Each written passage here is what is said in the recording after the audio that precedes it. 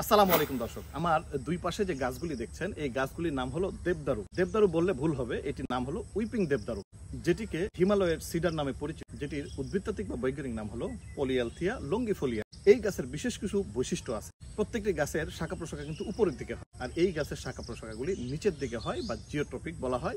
নিচের দিকে ডালপালাগুলি ধাবিত হয়, যেটিকে আসলে উইপিং দেবদারু এখানে নামকরণ হয়েছে কাঁদুনে দেবদারু। বাচ্চারা যখন কাঁদে তখন দুই হাত দিয়ে এইভাবে কসলায়, তার মানে হাতগুলি নিচে যেমন থাকে, ডালপালাগুলি ঠিক এই কারণেই এটার নাম হয়েছে উইপিং দেবদারু, তাদের অবস্থানগত কারণে।